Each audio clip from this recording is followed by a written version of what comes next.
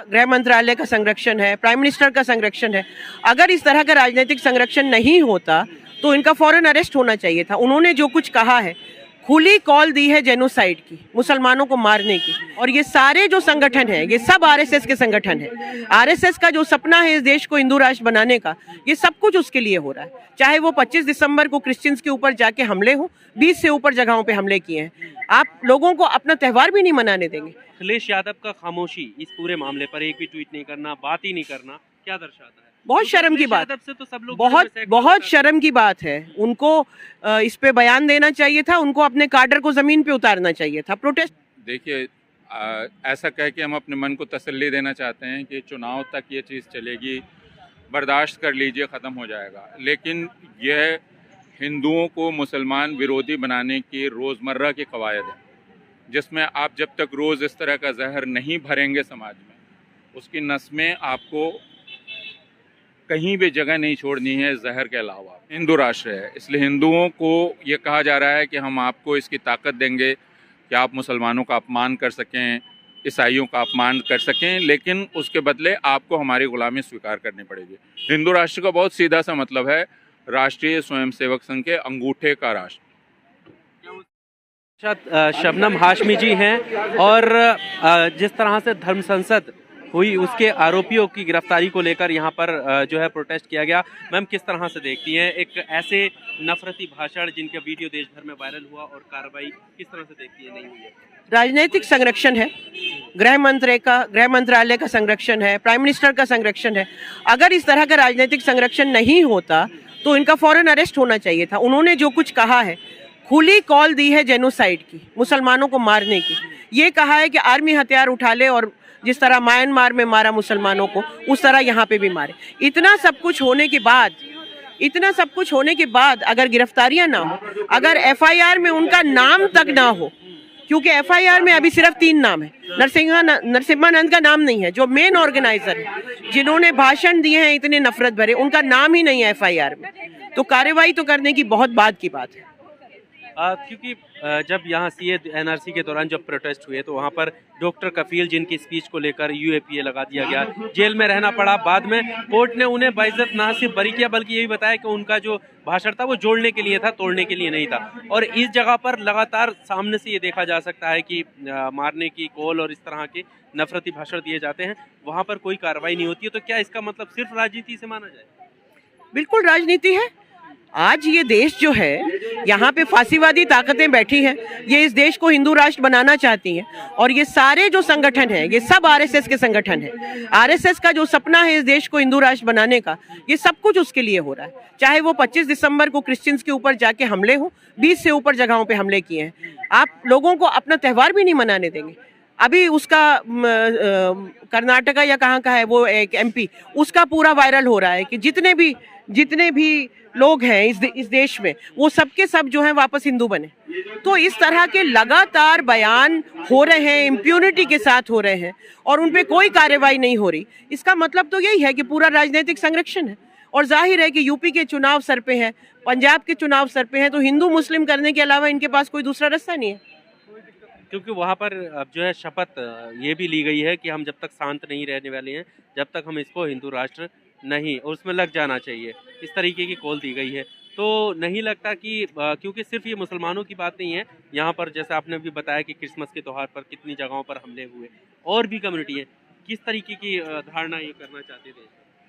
देखिए, ये तो इनका जो धारणा है वो यही है कि वो सिर्फ हिंदू राष्ट्र में सिर्फ हिंदुओं की भी सबकी जगह नहीं है, सिर्फ अपर कास्ट हिंदू की जगह है। और वो भी वो अपर कास्ट हिंदू जो इनकी हाँ में हाँ मिलाए।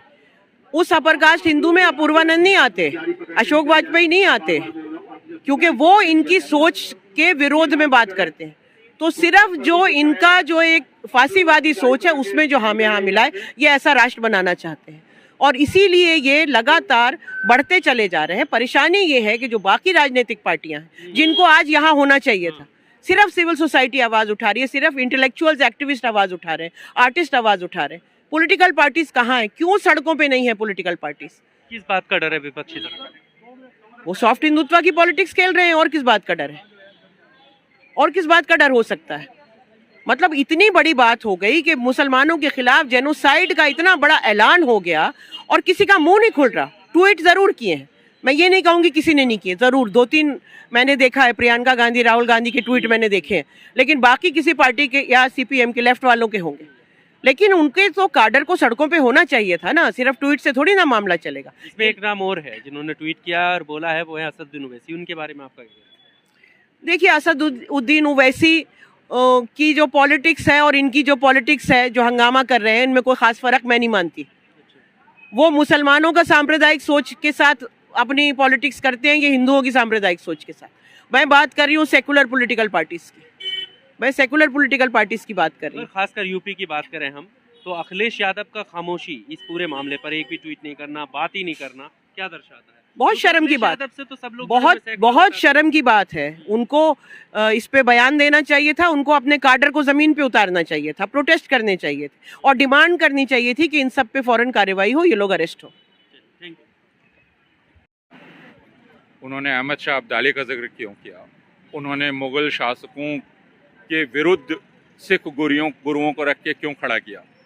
उसके पहले जब वो बनारस गए तो मौका काशी विश्वनाथ का था, लेकिन वहाँ भी औरंगज़ेब के बिना और सैयद सालार मसूद के बिना उनका काम नहीं चला। तो मेरी समझ ये है कि जो प्रधानमंत्री कर रहे हैं, जो उत्तर प्रदेश के मुख्यमंत्री कर रहे हैं, जो असम के मुख्यमंत्री कर रहे हैं, भारतीय जनता पार्टी के मुख्यमंत्री कर रहे हैं, वो वाक्य का एक हिस्सा बोलते हैं और वाक्य में जो खाली जगह है उसको धर्म संसद में भरा जाता है।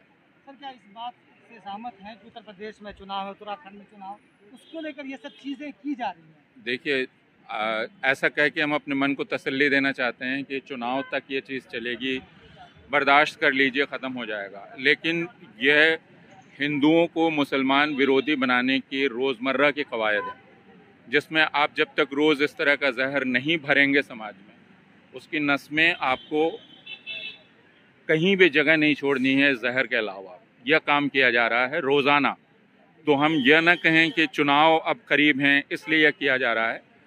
असम में तो चुनाव ख़त्म हो गए।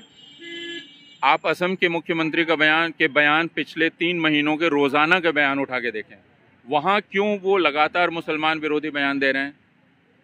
तो चुनाव और इन बयानों का सीधा रिश्ता इस तरह से नहीं है कि जब चुनाव करीब आते हैं तो सिर्फ तभी बेचारे भारतीय जनता पार्टी के लोग क्या करें, उनको हिंदुओं को जगाना होता है तो मुसलमान छोड़ के और कोई मिला नहीं, उसके खिलाफ उठाते हैं। सर, गोडसे ये ना कहें आप, ये रोज़मर्रा की कवायद है जिसमें हिंदुओं को मुसलमान विरोधी बनाया जा रहा है। महात्मा गांधी को गाली दिया जा रहा है। ये तो बहुत ही स्वाभाविक है कि महात्मा गांधी को जब उन्होंने गोली ही मार दी तो फिर गाली क्या चीज़ है। सर, वहाँ पर शपथ भी ली गई है कि अब जो है जब तक सांस नहीं लेनी है तब तक इस देश को हिंदू राष्ट्र घोषित नहीं कर देते। तो कौन से हिंदू राष्ट्र की धारणा तय करना चाहते हैं जिसमें हिंदू राष्ट्र वह है जो आरएसएस के अंगूठे के नीचे है, जिसमें सारे हिंदू वैसे ही आचरण करेंगे जो आरएसएस बताएगा उनको करने को। यह हिंदू राष्ट्र है। इसलिए हिंदुओं को ये कहा जा रहा है कि हम आपको इसकी ताकत देंगे कि आप मुसलमानों का अपमान कर सकें, ईसाइयों का अपमान कर सकें, लेकिन उसके बदले आपको हमारी गुलामी स्वीकार करनी पड़ेगी। हिंदू राष्ट्र का बहुत सीधा सा मतलब है राष्ट्रीय स्वयंसेवक संघ के अंगूठे का राष्ट्र। क्या उसमें अलग अलग जो उनकी नज़र में कुछ ऐसी जातियां हैं जिनको वो हिंदू नहीं मानते, उनकी जगह हो? हाँ, ये सवाल इसलिए अप्रासंगिक है कि वो ये कहते हैं कि हम सबको अपनी तरह से हिंदू बनाएंगे, तो जो उनका हुक्म मानेंगे, उनके तरीके से चलेंगे, वो उनके लोग होंगे। तो वो सबको पालतू बनाना चाहते हैं। जो पालतू बनने को तैयार हो जाएगा, आरएसएस उसके माथे पर अपना हाथ रखेगा। सुप्रीम कोर्ट में भी सर वकीलों ने लिख करके जो दिया है, क्या तो आखिरी उम्मीद सिर्फ सर्वोच्च न्यायालय से है। यह देखना है कि प्रदूषण ज़्यादा बड़ा मामला है या मुसलमानों के खिलाफ हिंसा ज़्यादा बड़ा मामला है।